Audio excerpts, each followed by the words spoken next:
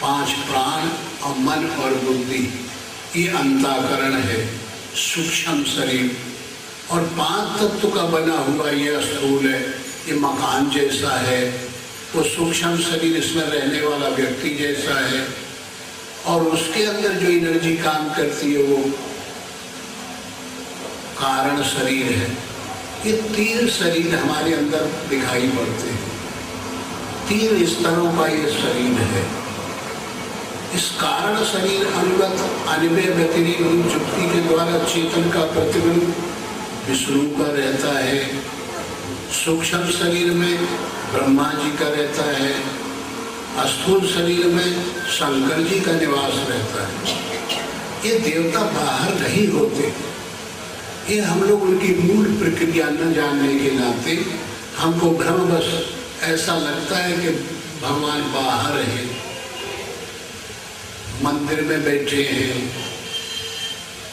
और कहीं आकाश में स्वर्ग लोक में होंगे या वैकुंठ लोक में होंगे या क्षीर सागर में होंगे।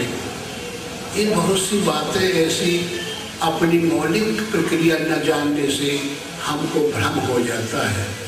वास्तव में परमात्मा कहीं नहीं, सब मनुष्यों के अंदर की बातें हैं। कारण शरीर अनुगत चेतन का प्रतिबिंब विष्णु भगवान का है। विष्णु किसे कहते हैं? विश्व अणु स विष्णु।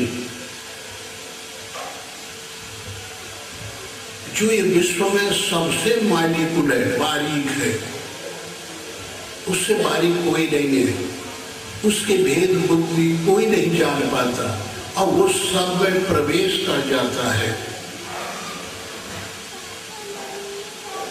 इसलिए सबसे उच्च कोटि का स्थान है उसका।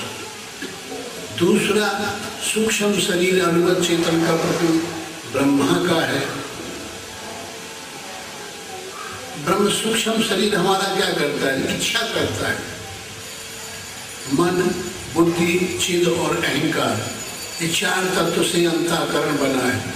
मन का काम है संकल्प करना, बुद्धि का काम है निश्चय करना, अहंकार का काम है अहं करना, चित्त का काम है चिंतन करना।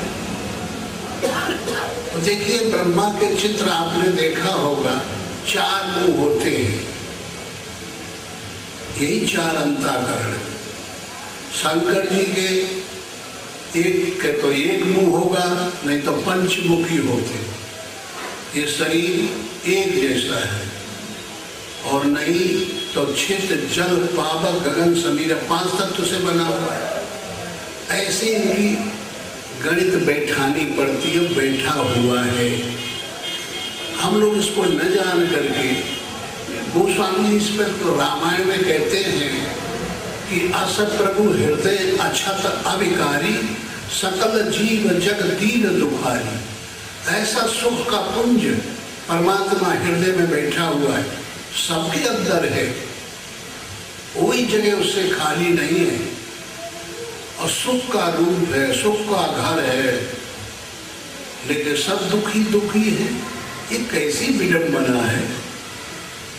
सबके पास में है और कोई नहीं जानता, सब दुखी दुखी है।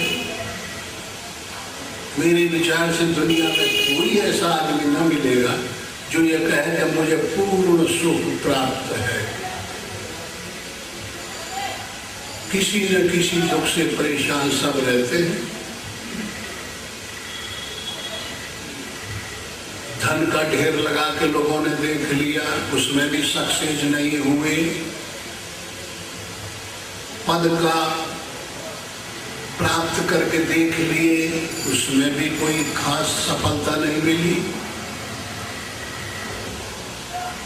और बहुत सी बातों में भी काफी प्रगति आज हो चुकी है इस विज्ञान युग में, लेकिन मेरे विचार में अंतःकरण की जलन, अंतःकरण की बेखुशी, अंतःकरण के परेशानियों को मिटने के लिए किसी में कोई क्षमता नहीं है। पैसा इकट्ठा करके देखा तो देखिए और ज्यादा दुख बढ़ गए। जिस दुख को विनाश के लिए हमने सोचा था कि इस लक्ष्मी के पास होगा इलाज, ये भी किया लेकिन मिला नहीं। अगर ज्यादा हो जाती है जैसे रेड डर, तो कर डर, चोर डर, राज डर, क्या क्या डर आ जाते हैं। जिन भयों को छोड़ना चाहते तो भय पड़ जाता है। तो है क्या, आखिर में हमें आपको बैठ के थोड़ा सोचना पड़ेगा कि है कैसी बीमारी, कि क्यों नहीं समझ में आती। ये भी हम पता लगा के बैठे हैं कि भाई भगवान ने विधि में, ब्रह्मा ने जब इस सृष्टि को रचा तो रचते रचते अनेक योनियां बनाई और बनाते बनाते 84 लाख योनियां बना।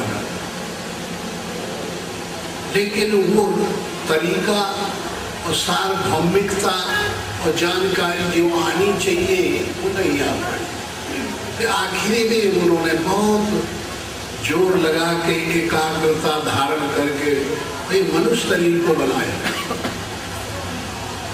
तो जब परमात्मा के सामने रखा गया तो बहुत निहायत खुश हुआ और मारे खुशी की उन्होंने कहा, ब्रह्मा तुमने गजब कर दिया, ये तो मेरा घर बनाया, मेरे रहने के लिए मकान बना दिया, मेरा इलाज कर दिया। तो परमात्मा ने अपनी आत्मा को निकाल के इसमें डाल दिया। तब से ये मानव तन घूम रहा है, सबके अंदर आत्मा का निवास है, जो कि परमात्मा का आशीर्वाद है, परमात्मा का स्वरूप है। और वो होते हुए और फिर भी निरर्थक हो रहा है। ये बात कैसी है, समझ में नहीं आती। तो इस बात को समझने के लिए हमें आपको थोड़ा सा मेहनत करनी पड़ेगी। हम आपसे ये नहीं कहते कि जंगल में भाग चलो, घर छोड़ दो, ये जरूरी नहीं है। ये तो उनके लिए है जो सबको संभाल के और साधन न कर सके, जिनकी समझ कमजोर होती है, या कुछ ऐसे लोग होते हैं जो संभाल नहीं पाते इस लोड को और इससे भय खा करके निकल जाते हैं। हम तो ये कहते हैं कि हर बात हर आदमी को जाननी चाहिए, हर उच्च कोटि की साधना सब आदमी कर सकता है। ऐसी कोई चीज नहीं है जो न मनुष्य न कर सके। अब उसका करने का तरीका होना चाहिए। मान लिया जाए कि हमसे कुछ नहीं बनता, आप कुछ भी न करिए, लेकिन दिन भर जो अपना काम करते वो करिए। और ये एक एडजस्टिंग का तरीका अपना लीजिए, क्योंकि सबसे मूल चीज है मनेव मनुष्य नाम कारण बंध मोक्षयो, मनुष्यों का मन यही बंध का कारण है और यही मोक्ष का कारण है। यही परमात्मा बन जाता है और यही माया बन जाता है। ये में देर नहीं लगती। ये ऐसा बहरूपिया है। देखिए, कोई एक बहुत बड़े सेठ थे, तो बहुत बड़ा बिजनेस उनका बढ़ गया, तो कलकत्ता जैसे सिटी में चले गए। कुछ दिन में अपने गांव में रहने वाले थे, वहां आए। आके वो जैसे जानते हो सिटियों की रूपरेखा, रहन सहन, दूसरे ढंग के फ्लैट सिस्टम होते। गांव में उठाए शाम को लौटा और मैदान जाते, जंगल जाते। वो जंगल गया और शाम हो रही थी, थोड़ा थोड़ा अंधेरा हुआ है। और जब वापिस लौटने लगा तो एक बहुत बड़ा पीपल का वृक्ष था, उससे आवाज आती है, सेठ जी। तो सोचा कि कोई क्या है। जानते हो, थोड़ी भय आ जाती है जब कोई न रहा, अचानक कोई आवाज आ जाए। तो लंबे लंबे कदम धर के निकलने लगा। फिर वो बोला, वो सेठ जी आप बोले नहीं, बोले भाई कौन हो तुम? कहे मैं भूत हूँ। तो जब भूत का नाम लिया तो बहुत घबरा गए शेर और लंबे लंबे कदम धर के बहुत जल्दी जल्दी भागने लगे। तो उसने कहा भाई भाग ना, मैं तुम्हें कुछ नहीं बोलूँ, जरा मेरी बात सुन लो थोड़ा। बोले क्या बात है बता? क्या मैं नौकरी करना चाहता हूँ, मुझे नौकर रखोगे? बोले क्या नौकरी करोगे तुम दिखाई तो पड़ते नहीं हो। कि मैं ऐसा है ही हूँ, बस आप कहिए कि नौकरी रखे तो मैं तुम्हें काम करके दिखा सकता हूँ। बोले तनख्वाह क्या लोगे? कि कुछ नहीं, जब मेरे खाना है नहीं, कपड़े पहनना नहीं है, मकान की जरूरत नहीं है,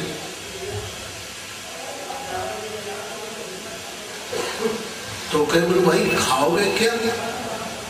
कि कुछ नहीं, मैं कुछ भी नहीं दूंगा, मैं खाली तुम्हारी सर्विस करूंगा, नौकरी करूंगा। जानते हो ये धन में बड़ा खिंचाव होता है, हर आदमी ऐसा पड़ जाता है संसार में, इतना बारीक हो जाता है कि हर चीज में गुंजाइश खोजने लगते हैं कि यार देखे कुछ मिले इसमें भी। जब कुछ नहीं ले रहा है तो देखा जाए, जब दूसरे लोगों को बैठा दिया जाएगा, बहुत बड़ा काम होगा। क्या बोले कुछ तो लोगे भाई, क्या करोगे, कैसा काम करके? बोले हम बहुत बड़ा काम करेंगे और हम कुछ भी नहीं लेंगे। तो क्या शर्त रहेगी? क्या शर्त यही है कि जब तुम काम न बताओगे तो हम तुमको खा डालेंगे। तो शेर एक तरफ तो बहुत प्रसन्न हुआ कि इतना बड़ा काम करने वाला व्यक्ति हमको कभी मिला नहीं, अगर मिल जाता है तो फिर जितने हजारों कारखानों में लाखों आदमी काम करते हैं सबको बैठा दिया जाएगा, फायदा ही फायदा होगा। लेकिन भय इस बात की रहे कि ये साला खा डालेगा, तो जब हम ही न रह जाएंगे तो फिर ये काम कौन नहीं करेगा। लेकिन इस भय और शांति के बीच में तब भी उसका विचार बराबर काम करता रहा और कहा बोले चल भाई हम तुमको देखेंगे, हमने तुमको नौकर रख लिया। आया, क्या बोले भूत जाओ कलकत्ते से आज की पूरी रिपोर्ट ले आओ, कितना आया व्यय हुआ, क्या हुआ, कैसा है, कारखानों में जाओ। वो हवा इधर से हाथ किया, इधर से दे दिया, लो क्या बोलो और काम बताओ, और काम बताए, फिर और काम बताए, फिर वो दौड़ के पड़े, सेठ की हालत खटिया खड़ी हो